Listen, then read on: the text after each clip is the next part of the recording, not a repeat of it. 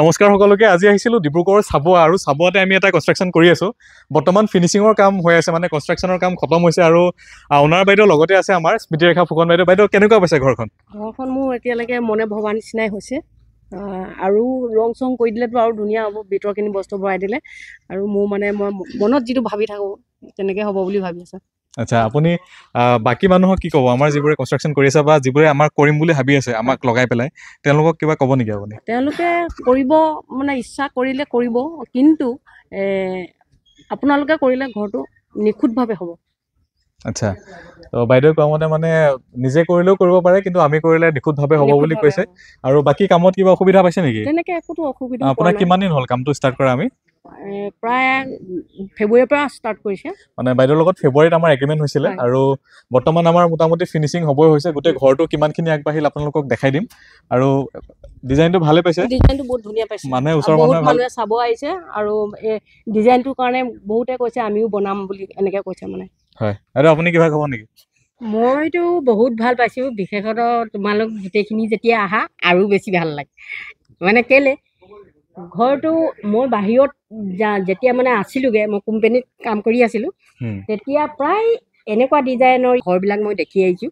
গতিকে তুমি যেতিয়া এইখিনি ল'লা, বুজিছানে, এইখিনি তোমাৰ দ্বাৰাই ধৰি লওক বাকী তলৰবিলাকে কৰিছে, তেখেতলোকে যিখিনি কৰি দিছে মই বহুতেই মানে ভাল পাইছোঁ।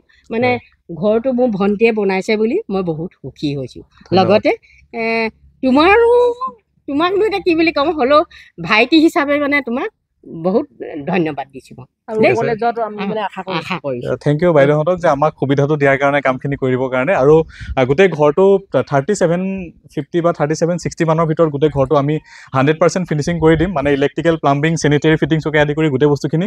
আৰু কি আছে গোটেই ঘৰটোৰ ৰুম কেইটা আছে, গোটেই বস্তুখিনি আপোনালোকক দেখাম। ভিডিঅ'টো শেষলৈকে চাওক।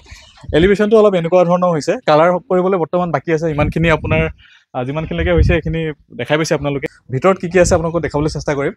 তো ইয়াতে ষ্টেয়াৰ্ছটো আছে, আৰু এখন ইয়াতে ডাঙৰ এখন বাৰাণ্ডা, যিখনৰ চাইজ আছে মোটামুটি 10 ফুট বাই 15 ফুট মানৰ এখন বাৰাণ্ডা আছে। আৰু বাহিৰৰ পৰা ষ্টেয়াৰ্ছটো আছে, আৰু ষ্টেয়াৰ্ছটো বাহিৰৰ পৰা এইটো কাৰণে আছে, মানে যাতে ওপৰত যদি কেনেবাকৈ তেওঁলোকে ফিউচাৰত ঘৰটো ভাড়াও দিয়ে, তেতিয়া যাতে বাহিৰে বাহিৰে আহিব পাৰে, আৰু ইয়াত তেওঁলোকে ষ্ট'ৰ ৰুম হিচাপে ব্যৱহাৰ কৰিব পাৰিব।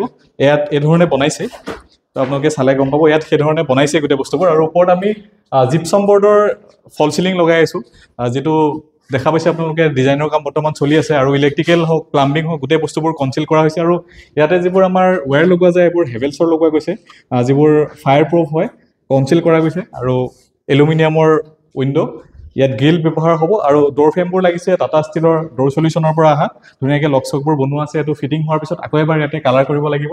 আৰু যিবোৰ আমি পুটি আৰু কালাৰ ব্যৱহাৰ কৰিছোঁ, এইবোৰ এছিয়ানৰ হয়, যিটো ৱাটাৰপ্ৰুফ বা এনেকুৱা ধৰণৰ এপেক্স বা এনেকুৱা ধৰণৰ বস্তুবিলাক লগাওঁ। আৰু ইয়াত কালাৰ চালাৰ কামখিনি আমাৰ বৰ্তমান চলি আছে। টাইলছৰ কাম কৰিবলৈ বাকী আছে। এইটো এটা ড্ৰয়িং কাম ডাইনিং হল, যথেষ্ট ডাঙৰ।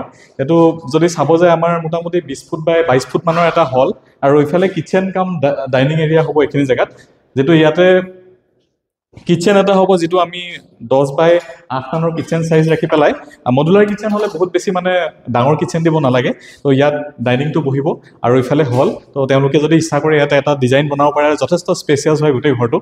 আৰু সোমাই আহি ইয়াতে এটা কমন বাথৰুম, যিটো বহুত ডাঙৰকৈ দিয়া আছে, যিটো 6 ফিট বাই 9 ফিট মানৰ চাইজ হয়। আৰু কনচিলৰ কামখিনি হৈ গৈছে বৰ্তমান, প্লাম্বিঙৰ টাইলছৰ কাম বাকী আছে। গোটেই ঘৰটো হ'লে আপোনালোকক দেখাম বাৰু আকৌ।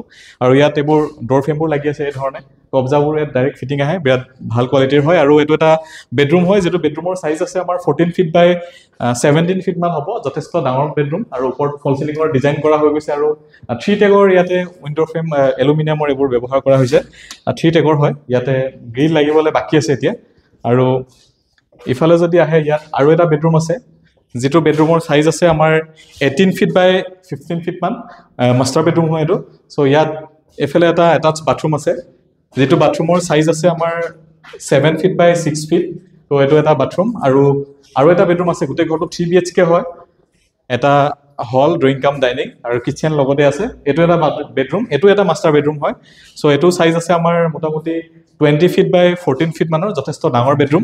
আৰু এইটো এটাচ বাথৰুম, আৰু চিলিঙৰ কামবোৰ চলি আছে আৰু দেখা পাইছে আমি আপোনালোকক ভিডিঅ'সমূহত কৈ থাকোঁ যে মানে প্লাষ্টাৰিং নকৰাকৈ আমি ফল চিলিংবোৰ লগাওঁ কাৰণ ফল চিলিংবোৰ এইটো কাৰণে প্লাষ্টাৰ নকৰাকৈ লগাওঁ কাৰণ ইয়াতে যিবোৰ স্কুপ লাগিছে আপোনালোকে দেখা পাব স্কুপবোৰ ডাইৰেক্ট মানে ঢালাইত সোমাই গৈছে চ' বেছি ষ্ট্ৰং হয় তো এই ধৰণে আমি লগাওঁ মানে স্ক্ৰু নমৰাকৈ গতিকে প্লাষ্টাৰ মৰা কোনো দৰকাৰ নাই ফল চিলিং লগালে আৰু আমি জিপছাম বৰ্ডৰ ব্যৱহাৰ কৰোঁ এই ধৰণে হয় জিপছাম বৰ্ডবোৰ এই ধৰণৰ হয় মানে দেখাই পাইছে আপোনালোকে আৰু ওপৰত এই ধৰণে ফিটিং হয় প্ৰথম ফ্ৰেম ফিট কৰি পেলাই তাৰপিছত বৰ্ডবিলাক ফিটিং কৰা হয় তো এইখিনি অলপ লবি টাইপ আৰু গোটেই ঘৰটো 3 BHK গোটেই ঘৰটো ফিনিচিং হওঁতে আৰু আমাক হাৰ্ডলি 1 মাহ বা 1.5 মাহ সময় লাগিব আৰু হোৱাৰ পিছত গোটেইখিনি কেনেকুৱা হয় আপোনালোকক ফুল ভিডিঅ' আপোনালোকক দেখাম বাৰু ধন্যবাদ চাই থাকিব